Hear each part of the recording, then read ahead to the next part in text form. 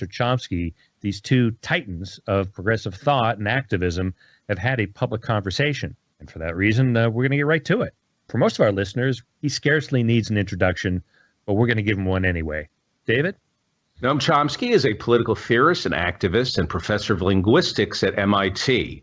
Along with his pioneering work in linguistics, Professor Chomsky is a critic of both American foreign policy and global capitalism. He is one of the most frequently cited scholars in history and has authored more than 100 books on topics such as linguistics, war, politics, and mass media, including Manufacturing Consent, along with Edward Herman, which was also made into a documentary film of the same name. His most recent works are a collection of commentary on various socio-political topics entitled Because We Say So, and his updated critique of American empire entitled Who Rules the World? Welcome to the Ralph Nader Radio Hour, Professor Noam Chomsky. Very pleased to be with you. Yes, welcome indeed. You heard Steve mention how often you're cited as a public intellectual around the world.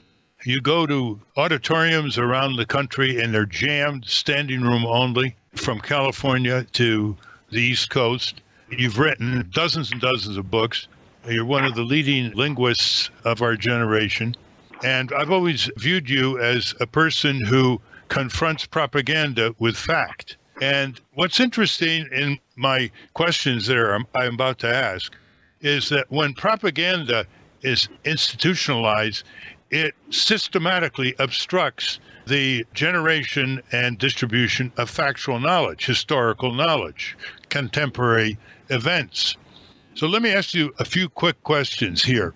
Professor Chomsky, have you ever been invited to testify before the Congress? Yes. In 1970, Senator Fulbright, who was the head, you recall, of the Senate Foreign Relations Committee, was extremely disillusioned with the war in Vietnam, with a lot of government activities and so on, and he was being sidelined, and despite the fact that he'd been an influential and distinguished figure, sidelined because of his critical attitude. So he turned his Senate Foreign Relations Committee into kind of a seminar, and I was one of the people invited to testify. Have you been invited since 1970? Not that I can recall. I mean, I've occasionally talked to people in Congress, but never invited to a session. How often have you been on the op-ed pages of the New York Times? I can recall once in 1985, or roughly around then. They actually invited me, which surprised me, to write something about probably 2005. To write about the Israeli, what's called the separation wall, actually an annexation wall that runs through the West Bank and breaking apart the Palestinian communities and so on, condemned as illegal by the World Court and so on. And they did ask me to write about that.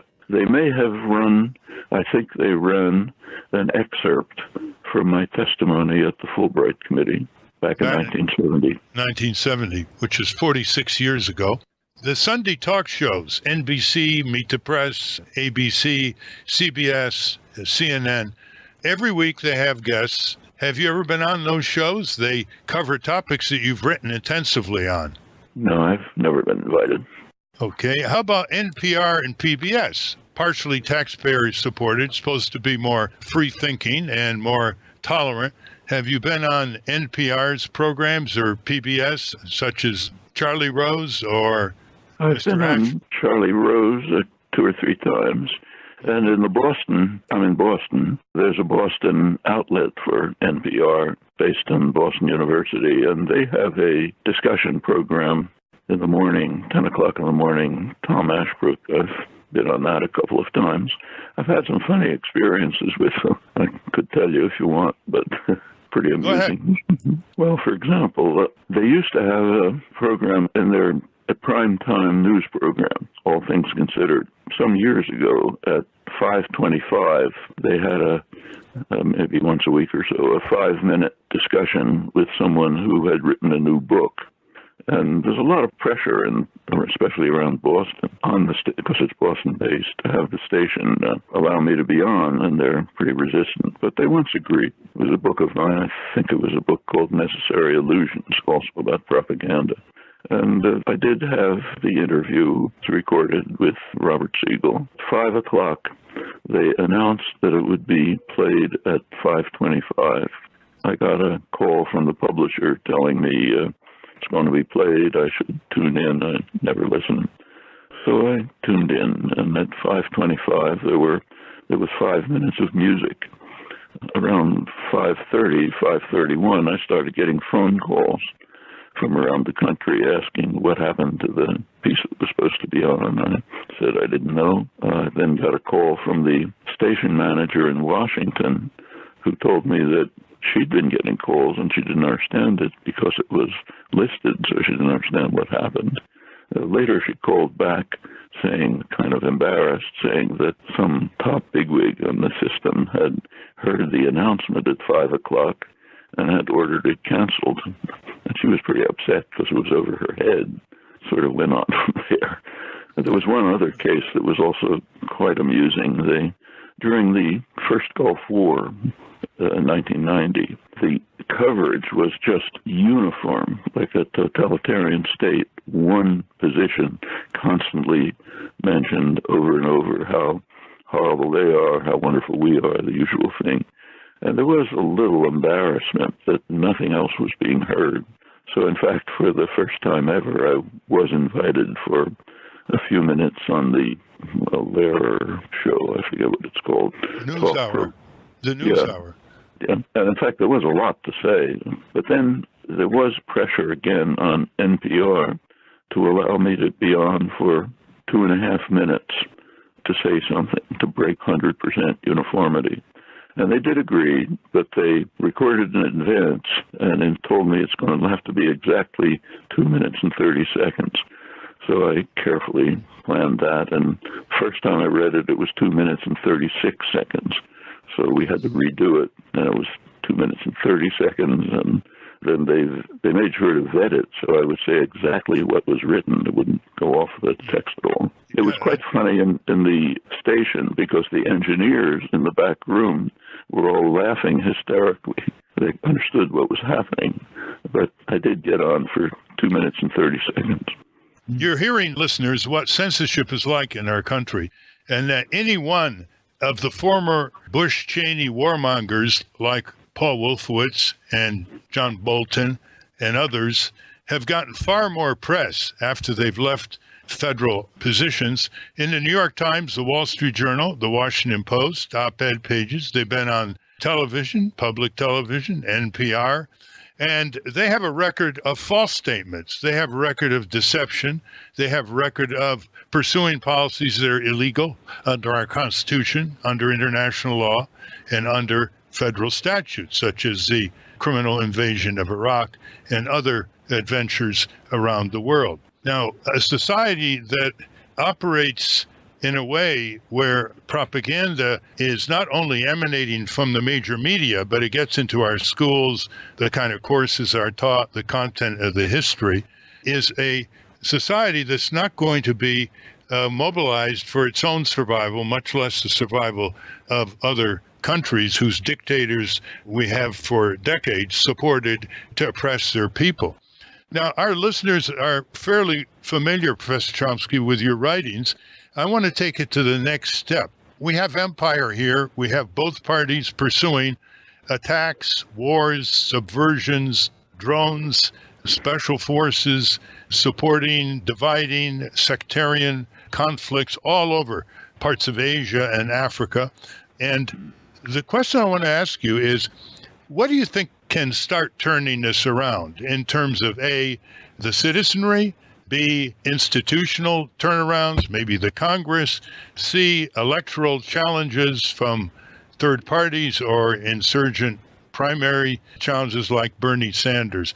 If you had to describe a scenario of how we can turn around from empire, from imperialism, from colonialism, from the military-industrial complex having a vested interest in war rather than peace, what scenario would you urge on the public, or what scenario do you see?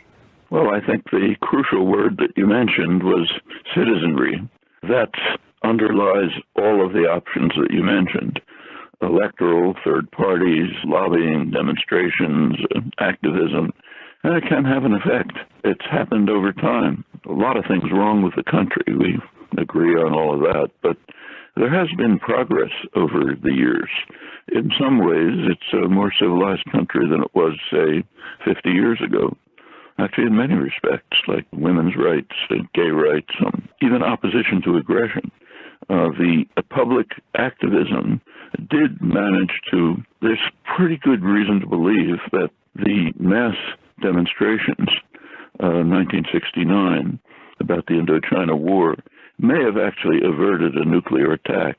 It's not certain, but there's evidence to that effect. They certainly did lead to a retrenchment. What happened after that was horrible enough, but it could have been a lot worse. But let's move on a couple of years. In the early 1980s, when Reagan came in, his administration tried to follow almost exactly the playbook of the Kennedy administration in the early 1960s when they escalated the war in Vietnam, almost point by point. But there was a big difference. When Kennedy did it, there was no reaction, and they went on to build up a huge war. When the Reagan administration started, there was immediately a major public reaction. Protests all over the place, popular groups, church groups, activist groups, and they backed off. In fact, within a couple of weeks, exposures started to appear in the mainstream press, Wall Street Journal, of the falsehoods in the white papers that they'd produced, and they backed off. What happened, they were trying to launch a major war in Central America. Well, what actually happened was awful enough, but it wasn't as bad as what happened in Indochina in the 1960s than it could have been. Let's go on to the Iraq War. A lot of people believe, I think falsely, that the protests had no impact. I don't agree with that.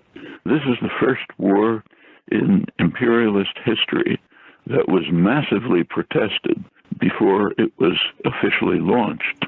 And I think it had an effect. Again, what happened was horrible enough, but it was nothing like what could have been done, and in fact was done in Indochina in the 1960s. So again, I think not the best consequence we would like by any means, but there is an impact, and I think it continues. And the more the citizenry becomes active and engaged in all of the dimensions that you mentioned, from protests to electoral politics and on, the more that we can see significant changes in the country. Yes. Why don't you describe how nuclear arms control treaties came about from citizen demonstrations? That seems to be another good example, doesn't it, under Reagan and Nelson? Yes, very much so. In the early 80s, there was maybe the biggest mobilization in history opposing the Reaganite plans to expand nuclear arms. Actually, we know now things that weren't known then, and they're pretty scary. In fact, new information has just recently come out. In the early 80s, the Reagan administration was carrying out a military operation to probe Russian defenses. It was called Able Archer. They were simulating an attack on the Soviet Union, even simulating a nuclear attack. This was a very tense moment. Reagan was talking about a huge military buildup. They had placed Pershing II missiles in Western Europe, even in Germany, with a few minutes flight time to Russia. There was a lot of tension. When the Russian archives began to be declassified some years ago, it was discovered that, not too surprisingly, they took it very seriously. Just recently, last few months in fact, the National Security Archives in Georgetown has succeeded in obtaining declassified information from the United States about how Washington perceived it. And we now know that Washington recognized right off that we were on the verge of war, and it came very close. Could go into the details. But right in the midst of this, there was an immense public opposition, demonstrations, other activism, and the Reagan administration did back off. Not enough, again, but significantly. And that led to some steps to reduce the terrifying threat of nuclear weapons. And if you want to know how people should understand how terrifying it is. So, for example, right in the midst of Able Archer, there was at one point an indication from U.S. intelligence that the Russians were mobilizing and planning an attack. Protocol is for the officer who receives this, Leonard Perut, his name was, Lieutenant General, to transfer the information to higher authorities. He decided not to. The way the documents read, he did nothing. That may have saved us. About a year later, on the Russian side, the Russian automated response systems did detect what seemed to be a massive U.S. nuclear attack. The information went to, again, an officer, Stanislav Petrov, his name was. Protocol required that he transmit it to higher authorities who might have launched a retaliatory strike. He decided not to. That's why we're still around. Things like that have been happening all too often, quite apart from recklessness on the part of political leaders. It's kind of a miracle, if you look at the record, that we've escaped the nuclear age and survived. And it's getting more serious. There are mounting threats of nuclear war. Very respected mainstream nuclear analysts, strategic analysts, people like William Perry, no dove, former defense secretary, have recently argued that the threat of nuclear war today is greater than it was during the Cold War. And he's not alone. The Bulletin of Atomic Scientists runs what they call a doomsday clock, been since 1947. Midnight on the doomsday clock means terminal disaster, and they have a group of experts who moves the minute hand of the clock a distance from midnight. In the midst of Able Archer, they moved it 3 minutes to midnight. 2 years ago, they moved it forward 2 minutes up to 3 minutes to midnight, the highest it's been since the war scares of the early 80s. And what's interesting is the mass demonstrations under Reagan had some well-dressed Republicans in them in New York and Washington. And I know from sources inside the Reagan administration that they took serious note of that, which was a significant effort along with groups like SANE to get Reagan to the bargaining table or negotiating table with his counterpart in the Soviet Union. But there are no mass demonstrations on the race to build more nuclear weapons, accidental release from either side, proliferation. Here we are in an internet age when it's easy to contact all kinds of people and say, let's go and march and let's go and rally, and it's not happening. Do you read that as an increasing phenomena that we call apathy or anomie in our society? Well, I mean, if you look back over the record, I think there's probably more activism today than there has been for a long time. I mean, take the Indochina Wars again.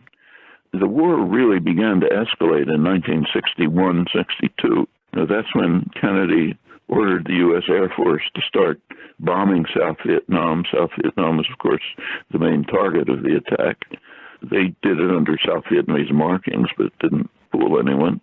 He authorized the use of napalm, chemical warfare to destroy crops and livestock, programs to drive ultimately millions of people into what amounted to concentration camps and urban slums.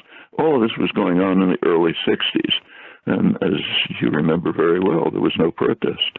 It was almost impossible to get anyone to even listen to it. The protest didn't really take off until about 1967, when it became really substantial. But by that time, South Vietnam had practically been destroyed. Hundreds of thousands of troops had been rampaging around the country. There were saturation bombing of heavily settled areas by B-52s, and virtually very little protest. Finally, it took off. Well, it's unfortunate, but it does take time. Now, let's come to the present. We're in the midst of another electoral extravaganza every 4 years. There are critical issues, absolutely critical issues, the most significant questions that have ever arisen in the history of the human species, questions literally of survival. The one is nuclear war, the other is climate change. I simply ask, how often do these issues come up in the political discussions or in the commentary about the political issue. What you discuss is, vulgarities, trivialities. These things simply don't arise. So what should the public think? They're deluged with commentary on an ongoing political, actually extravaganza. It's supposed to be serious, but it's pretty hard to take it seriously. And the two major issues in human history barely receive a mention. So people are confused. They don't know. In fact, many in the United States, unfortunately, there are other problems. The United States is, the public is to some extent concerned about these issues, not anywhere near as much as it should be, and in fact less than in other countries. And there are many reasons for this, which have to do with all kinds of American exceptionalism, if you like. But the most remarkable fact, astonishing fact, even more amazing that it's not reported, is that one of the two political parties, the Republican Party, is literally dedicated to destruction of organized life on Earth. That may sound extreme, but think about it for a minute. In the primaries, every single candidate denied that global warming is taking place. There was one exception, the supposed moderate John Kasich, who said, yes, it's taking place, but let's not do anything about it, which is arguably even worse. So you have 100% rejection of overwhelming scientific evidence. More comes out every day that we're facing real disaster. And the candidate who is actually the winning candidate, Donald Trump, his position is it's not happening.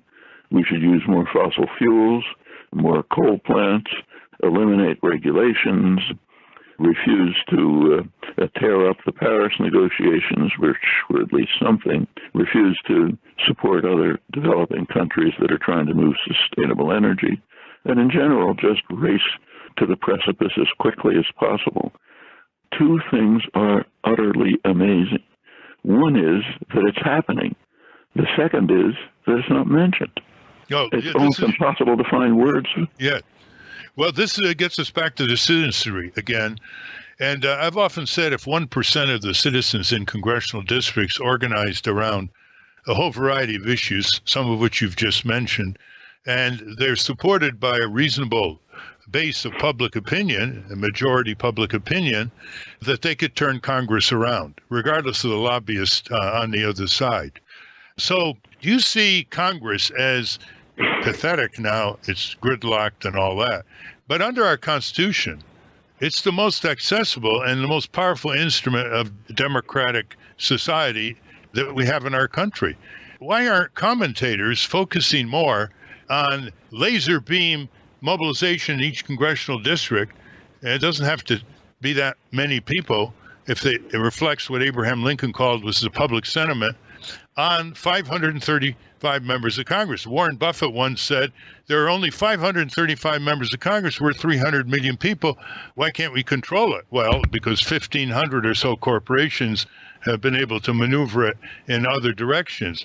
But do you find an inadequate attention to focus on Congress, which has huge leverage, the war declaring power it doesn't use and gives to the White House, the appropriations power, the tax power, the investigative power, you name it.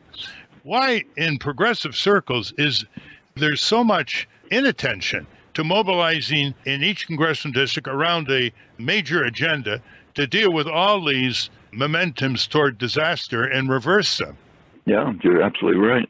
And in fact, one encouraging sign, which may have an impact, is one of the outgrowths of the really quite impressive Sanders mobilization, namely the Brand New Congress group, which is trying to do just what you suggested, to work at the local level to begin to change the nature, first of all, of state legislatures, which is not a small point, that has a long-term impact, but also Congress, and to hold their feet to the fire.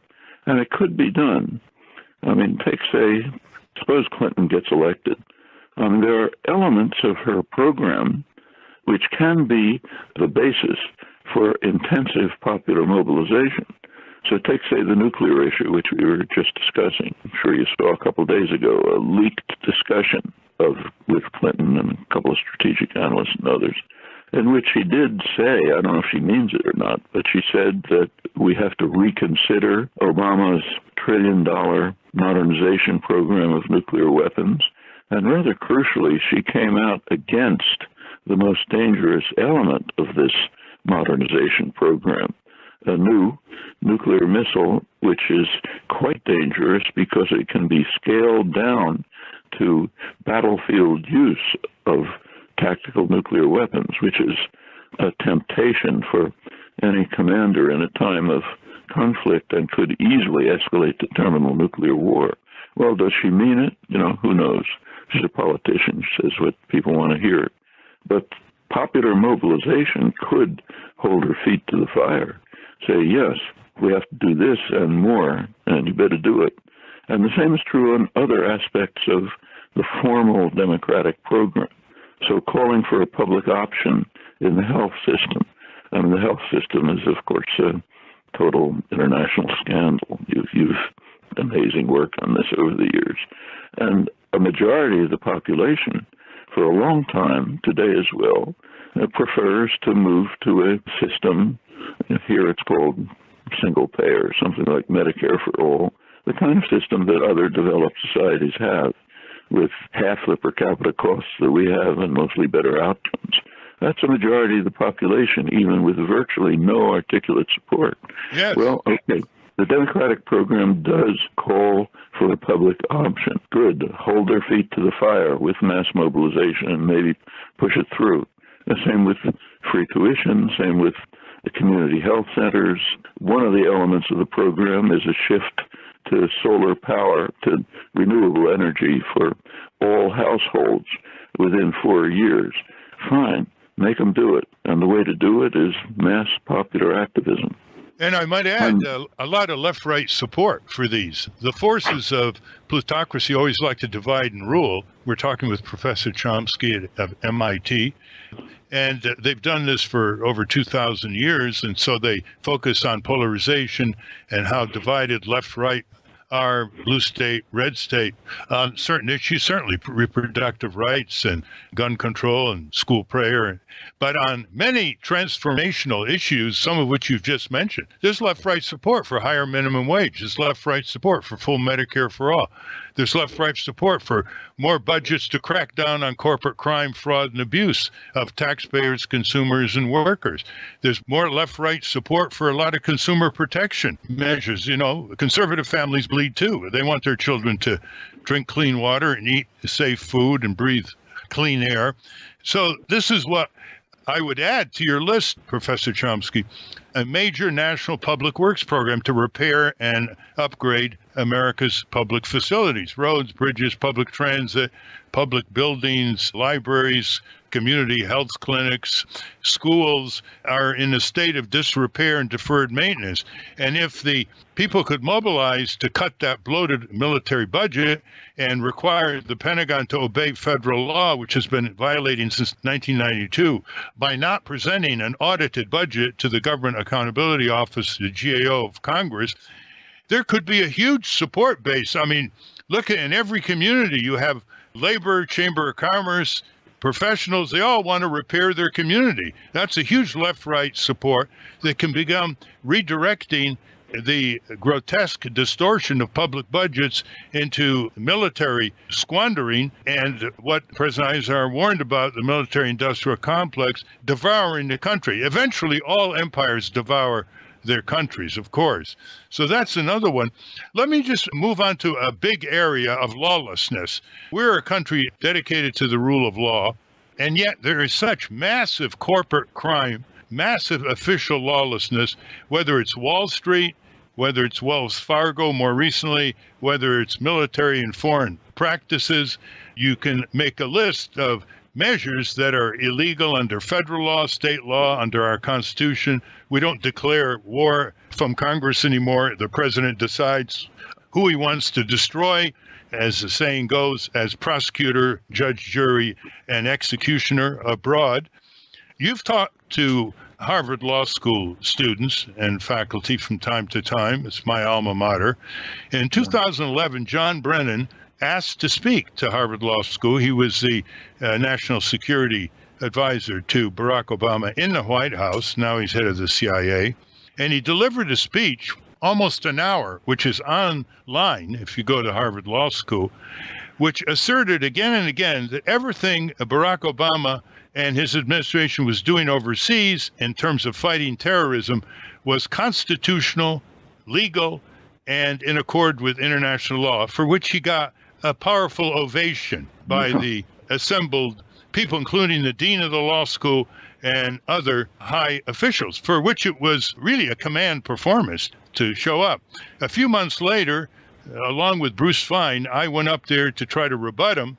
And there were no administration officials, no professors, no deans of the law school in attendance. Now, when the primary law school, one can say, doesn't care about lawlessness, and it's just lawlessness everywhere, fine print contract lawlessness that defrauds us and takes away our rights to go to court, lawlessness in terms of billing fraud. There's a professor at Harvard who says that in the healthcare area alone, computerized billing fraud as at a minimum is over 300 billion a year. That's just in the healthcare area. How do you read these law schools? And I know that you come at it from a non-legal background, but you've certainly studied enough about illegal activities. Give me your views on the state of the law schools today and the propaganda that seems to insinuate itself in their curriculum. Well, I remember, first of all, in the law, let's say Harvard Law School, where I have given talks pretty regularly. And of course, as you say, the faculty and administrators don't show up, but quite a few students do. And there is a pretty active and quite effective human civil rights group among Harvard Law School students, which is working effectively, even doing research and support for initiatives that come out of organizations like the Center for Constitutional Law and so on. And those people are a base for trying to change the law schools. It's like popular mobilization. Within the law schools, the students and the few supportive faculty, there are some, simply have to try to take over their own institutions and turn them into legitimate institutions. And it can be done. Let me give you an example from my own university, MIT, down the street. In the late 60s, where MIT at that time was practically 100% funded by the Pentagon, and not for war work, incidentally. Now, that's U.S. industrial policy, used Pentagon funding as a way to create the high-tech economy of the future, computers, internet, microelectronics, and so on and so forth. But in the late 60s, as a small number of students, maybe about a dozen, succeeded in mobilizing student opinion to the point where there were large-scale protests and demonstrations, pressure on the administration about there are a couple of military labs that were run by MIT, focus on that, but pressure on them to deal with the question of the effect of technology in society. This is the major engineering school, science engineering school in the world. And the question of the impact of technology on society had been barely discussed, but it became a huge issue. One event organized by students was a sanctuary for a deserter, Marine deserter. You recall in those days, mostly at churches, a group would stay with somebody who was deserting in protest against the war until the FBI came and picked him up. Well, this was at a university, first time, I think, and the whole campus was almost closed. For 2 weeks at the student center where this was going on, there were 24-hour seminars, theater discussions, all kinds of activities of the 60s variety. It just simply energized the student body to the point where a couple of weeks later, the administration did call off classes for a day and devoted that day to the impact of technology on society. A couple of very good organizations sort of grew out of this, like Union of Concerned Scientists. But the point is that it simply changed the character of the institution in a lasting way. Started with a very small number of students, as you say. Yeah, maybe a dozen, literally. Mm-hmm. They formed a small group called the Rosa Luxemburg organization. I doubt if it had more than a dozen members, but they were very effective. The most effective is Mike Albert, who's gone on to do many other things. They really did, he in particular, but others too, really did wonderful work. It shows that you can change things. It takes effort, activism, energy, but there are real possibilities. And that's right at the heart of the military-industrial complex. Indeed. The Lincoln Labs, for example, at MIT. I want to move on and just ask you from a different angle, the situation in Iraq and Afghanistan. We know how those countries were blown apart, obviously, after 9/11. But how do you explain to the American people that less than 30,000 Taliban fighters in Afghanistan and less than 20,000 ISIS fighters in Iraq and Syria are holding down massively greater numbers of soldiers backed by the most powerful military in the world with air, artillery, mechanized equipment, naval missiles, you name it. How do these anti-U.S. fighters continue to dominate and in some areas actually advance, such as the Taliban, against our allies there in Kabul and Baghdad, backed by military might, when these fighters are pretty brutal to the local community themselves?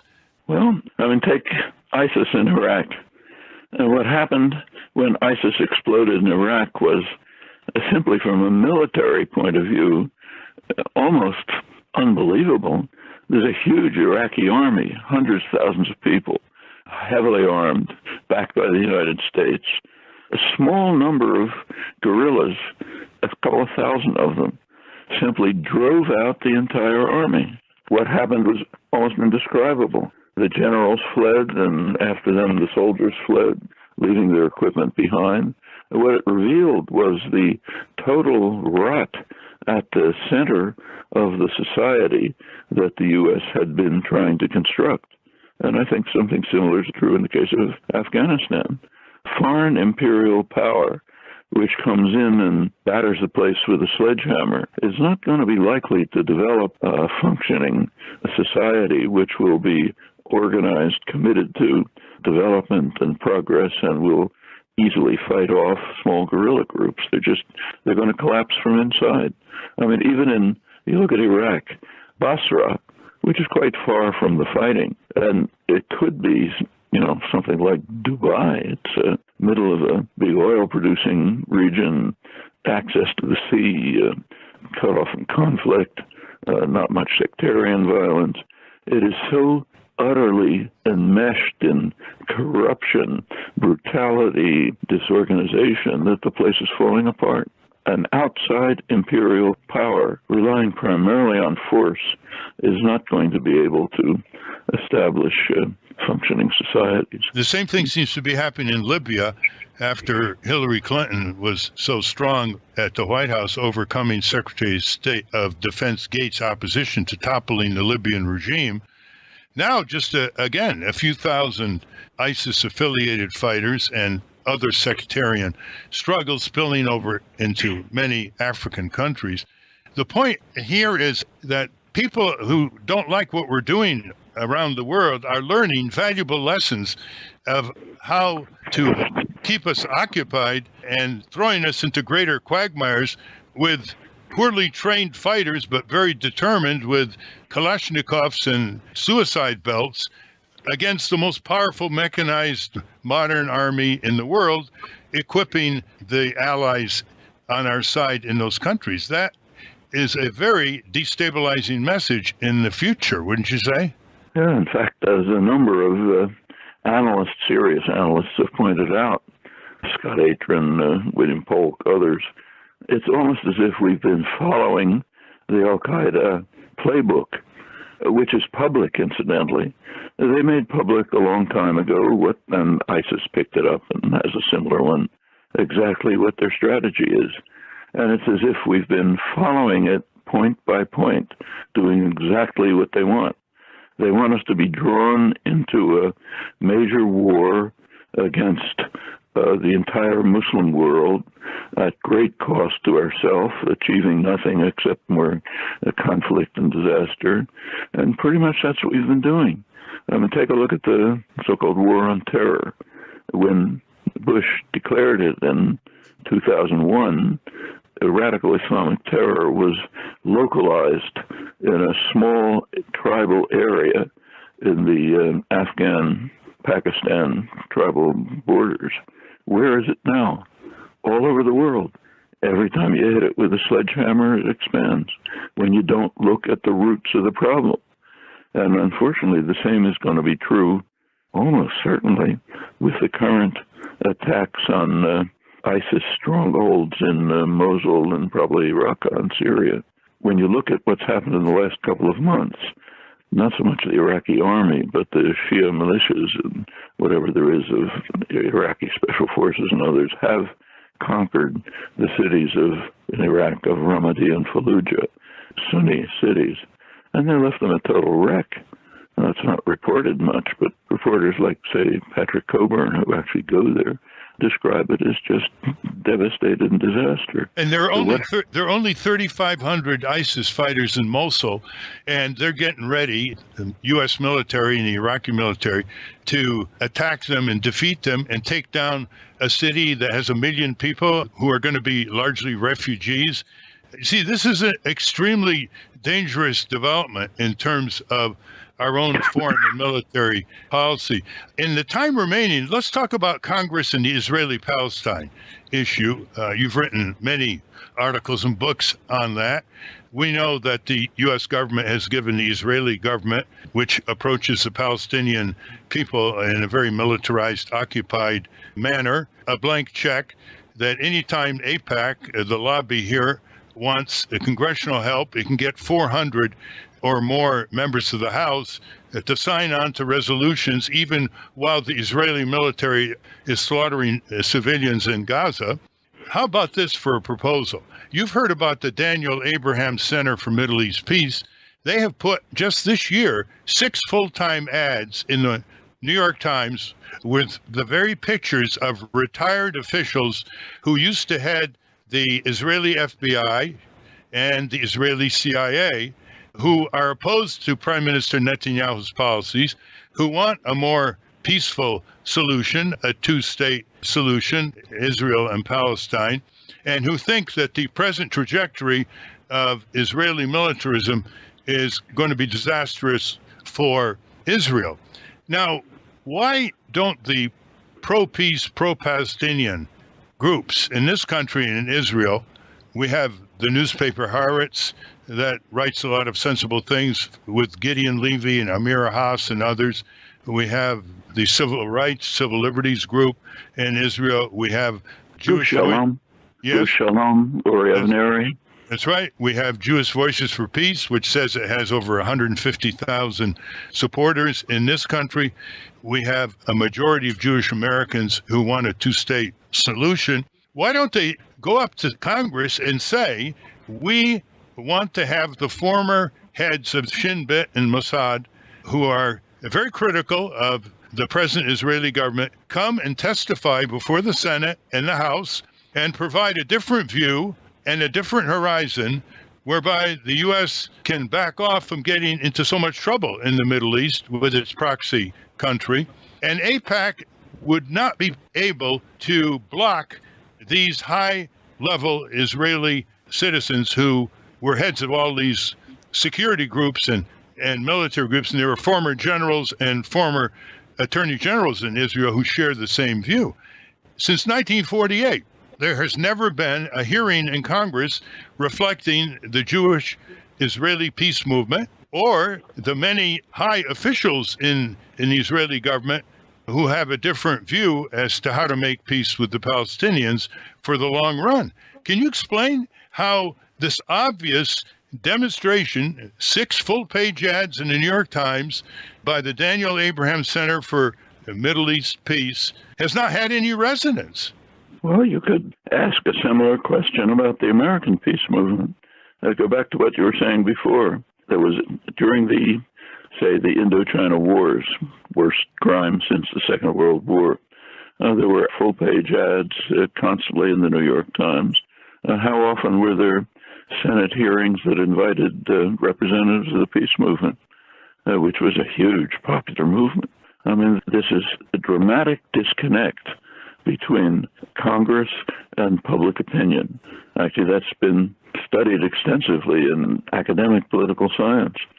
It turns out most of the public is simply unrepresented. The lowest, roughly 70% on the income scale. Their own representatives follow policies which are unrelated to the wishes, the attitudes, preferences of their own constituency, and we know whose policies they're following. As you move up the income scale, you get a little bit more influence. When you get to the very top, a fraction of 1% basically making policy. I mean, Congress is responsive to other voices, not those of its constituencies. And that's a problem that the groups themselves ought to be dealing with. I think you hit it right on the nail when you say the popular movements ought to be pressing for this constantly. And I think there are good opportunities for change here. In the last 10 or 15 years, there's been quite a shift in public opinion, especially among younger people, with regard to the Israel-Palestine issue. Right now, I mean, not long ago, literally, when I was giving talks on even college campuses, I had even my own, I had to have police protection. That's all gone. By now, Palestinian solidarity is one of the major issues on campus. Among people who call themselves liberal Democrats, probably a majority favor Palestinian rights. But something has to be done it's kind of like healthcare and all these other things. Actions have to be taken to turn public preferences into public policy. And that takes direct activism, electoral demonstrations, lobbying, all the options that are available to us. And just to elaborate a little more on the Daniel Abraham Center for Middle East Peace, it's run by a former Florida congressman, Robert Wexler, who joined the center as president. And in April 2010, Secretary of State Hillary Clinton reaffirmed the center's goal at a dedication ceremony in Washington, D.C. So listeners, contact your members of Congress and ask them if they support a hearing where very prominent retired Israeli officials, mayors, attorney generals, intellectual authors, not to mention the former heads of the Israeli FBI and the Israeli CIA, would be willing to come and testify and break this incarceration of Congress on this mindless support of militarism from Washington to the Middle East. I think this is a very good way to do it because Congress could have huge leverage in changing U.S. policy in this area. A few years ago, we were talking with Professor Chomsky. A few years ago, there was a debate in Washington. You can see it on debatingtaboos.org, debatingtaboos.org. The question was, is there more anti-Semitism in the U.S. against Arab Americans and Muslim Americans than there is against Jewish Americans? And there were two prominent Jewish Americans, one being the brother of the former president of Israel, Mr. Olmert, and two prominent Arab Americans debating it in a very civil manner. And I saw the outcome of that is that there was recognition by the two Jewish Americans that there is anti-Semitism against Arabs and that the Jewish people don't own that phrase. But as you know, you go up on Congress and you say, well, you really disagree privately with AIPAC and you'd like to have a two-state solution. Why don't you speak out? And they invariably say they're afraid of being accused of being anti-Semitic. So it's a very powerful charge. It's a very powerful tool. And I think that given the huge anti-Semitic language in the Israeli press against Palestinians. They've been called dogs, vermin, demographic threats. A high official of one of the governing coalitions in Prime Minister Netanyahu's government said that they should all be killed and the mothers should be killed who are giving birth, quote, to those snakes, end quote. I mean, it's horrific. And it operates also in this country. Do you think that this is an issue that you would be concerned about? Because it does stifle speech in Congress, the use of that word. And it also is very, very discriminatory against Arab Americans from speaking out. And there are a lot of Jewish groups who agree that this kind of prejudice should have no place in our country. Your views?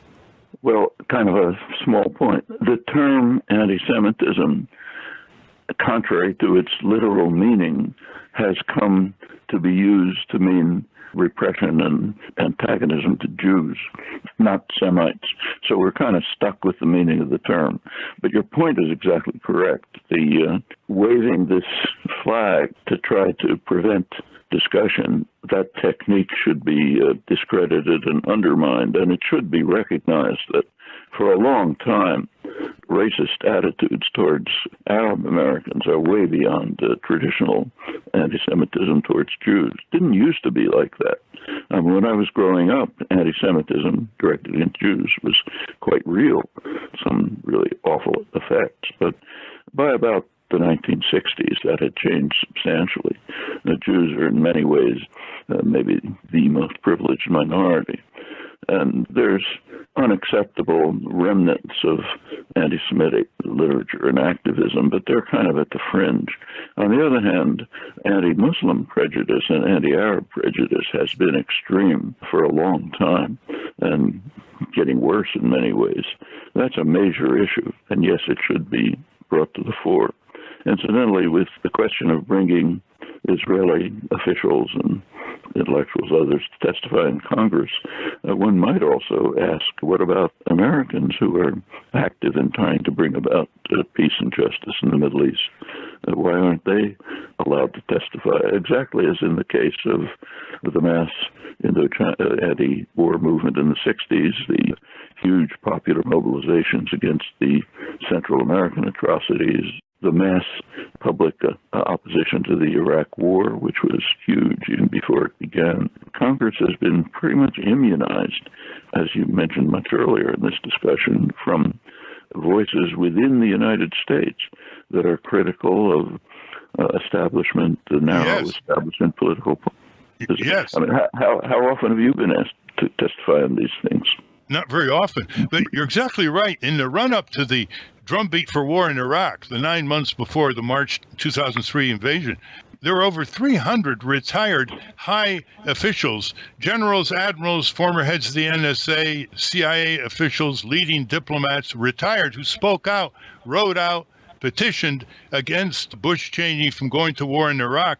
And if George Soros, who is also against the war in Iraq, a multi-billionaire, had given them a secretariat and a significant budget to get on the mass media, multiply their numbers, get up to Congress, we might have stopped Bush and Cheney. It's pretty hard to argue against people like Brent Scowcroft, Jim Baker, security aides to the first George Herbert Walker Bush. Pretty hard to argue against Marine General Anthony Zinni, retired, or the former head of the NSA, four-star General Howard Odom. But unfortunately, they didn't have a couple $100 million to stop a multi-trillion-dollar war with the sociocide in Iraq metastasizing throughout large areas of Asia and Africa. So we are running out of time, but for people who want to know more about the whole Middle East situation, would you recommend this magazine, Middle East Report? Yeah, that's very good. The Merrick Reports is a very, very good source. Well, thank you very much. I hope we can do this again. We've been talking with Professor Noam Chomsky of MIT, the Tribune of Factual Dissemination and Calm Evaluation of our U.S. military foreign policy and many other injustices that are domestically based. We hope that you will contact your own media and ask, why isn't his voice